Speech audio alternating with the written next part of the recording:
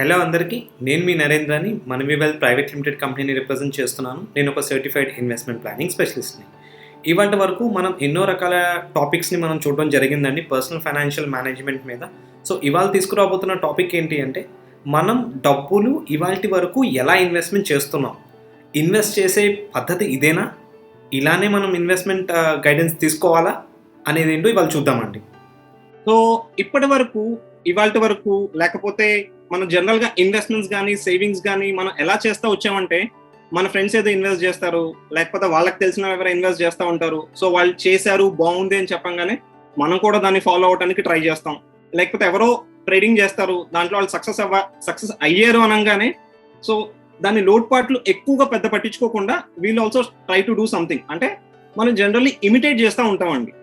So imitate చేయడం తప్పు కాదండి, బట్ ఇన్వెస్ట్మెంట్స్లో ఇమిటేట్ చేయడం అనేది రిస్కీ విషయమే.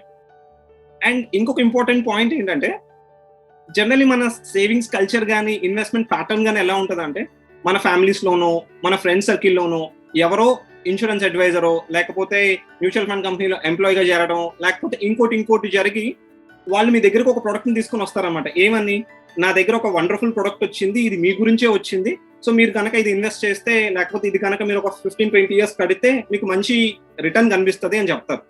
సో అంటే ఇప్పటి వరకు most of our investment decisions అనేవి ఇలాంటి ఎరీనాలోనే జరుగుతూ వచ్చినాయి కదండి.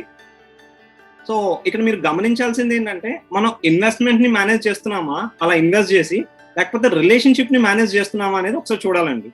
సో మీలో ఎంతమంది నేను చెప్పిన పాయింట్ యాక్సెప్ట్ చేస్తారు? Can you share me S R no in the chat box? ఒకవేళ మీరు కనుక ఇలానే వాళ్ళు చెప్పారని, లేకపోతే మీ ఫ్రెండ్ సర్కిల్ ఎవరో అడ్వైజర్ అయ్యారని, లేకపోతే ఇన్సూరెన్స్ పాలసీ ఏదో బాగుందని స్టార్ట్ చేసిన వాళ్ళు మీరు ఉన్నారా, లేకపోతే ప్రొఫెషనల్ అడ్వైజర్ని కన్సల్ట్ అయ్యి ఇన్వెస్ట్మెంట్స్ చేస్తున్నారా? If you like the content in the video, please like and share the video and subscribe to our YouTube channel. If you need any personal appointment, do call us to the below number.